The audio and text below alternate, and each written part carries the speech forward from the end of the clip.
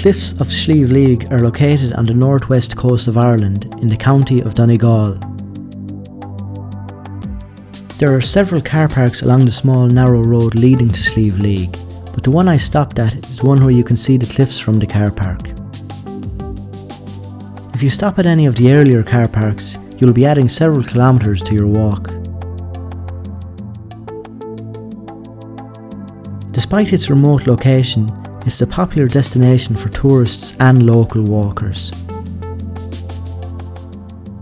I am lucky with the clear sky I have today, and I can clearly see Ben Bulbin in Sligo from here. Its unique shape is easy to identify. At 601 metres, they are Ireland's second highest sea cliffs after the cliffs on Achill Island and Europe's sixth highest.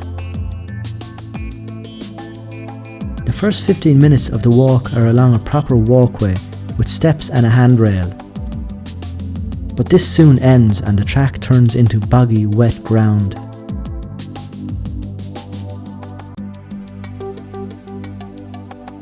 This lasts for about 20 minutes and then I am onto a more rocky terrain.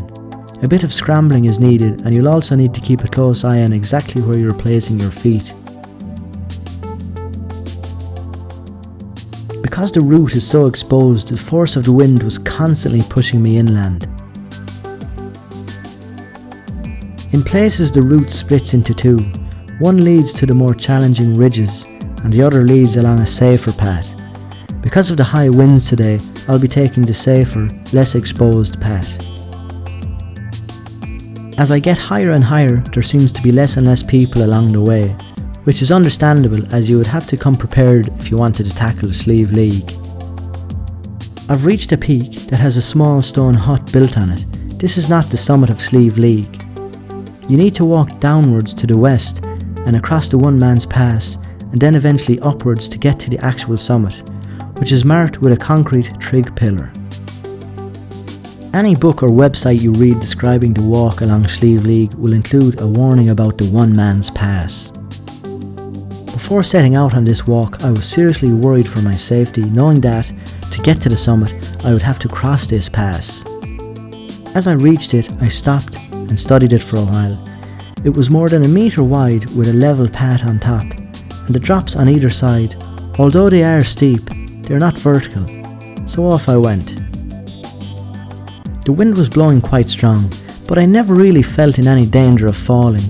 So I suppose the legend of the One Man's Pass was one of those bits of excitement added to the story. So when a hill walker returns home after a day spent on Slieve League, they can tell how they bravely crossed the One Man's Pass, but almost didn't make it.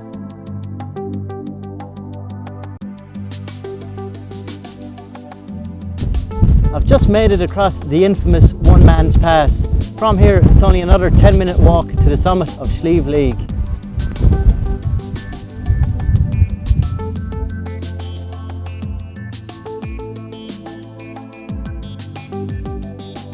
This location is out of the way for most people living in and visiting this country, but if you're into dramatic scenery, it's well worth the drive.